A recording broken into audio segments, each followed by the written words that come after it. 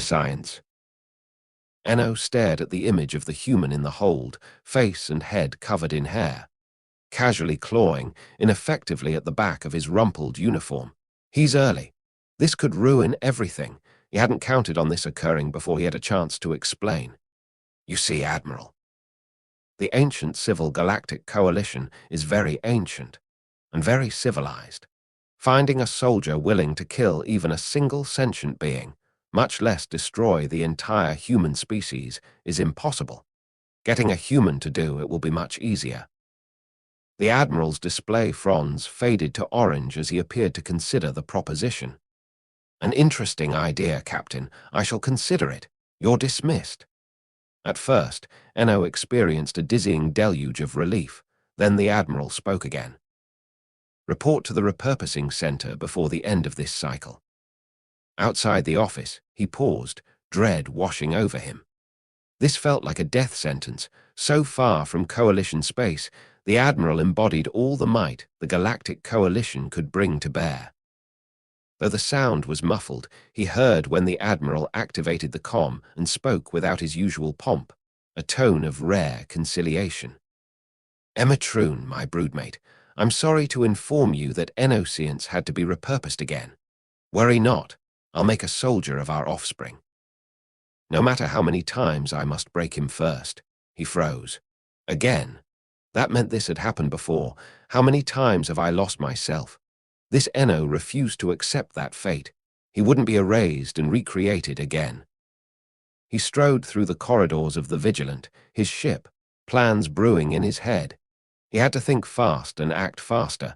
Then he entered the security center, seeking the hungriest of his subordinates.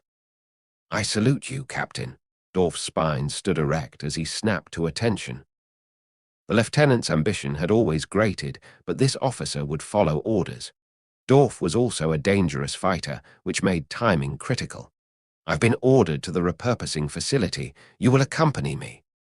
The lieutenant saluted with his head fin. I'm sorry, sir. Of course, sir. But why? Enno's fronds displayed command violet. The Admiral should know everything is being done properly. You will witness the procedure. The captain led the way without looking back. Urgency superseded his usual commitment to logical discourse. His progenitor had forced Enno to this extreme. He mustered his resolve, and as they entered the repurposing facility, Enno smashed the lieutenant on his head fin, stunning him. Next, he snatched the lieutenant's emitter and fired 2 shots, 2 unconscious technicians, and then the facility was his. He muscled Dorf into a repurposing chamber, moved past the unconscious techs, and tapped the controls to manufacture new memories for the lieutenant. The repurposing pod was capable of drastic changes, but he wouldn't do that, even to Dorf. Swiftly, Enno drafted the official log to reflect that he'd been in the pod while the lieutenant witnessed the event. Once the cycle finished, he pulled Dorf out of the pod and settled him near the exit.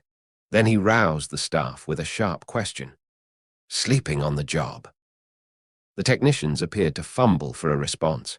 He fixed his sensing pods upon them, feigning vague confusion. I don't know why I'm here, but I expect you to follow protocol, or I'll take disciplinary measures.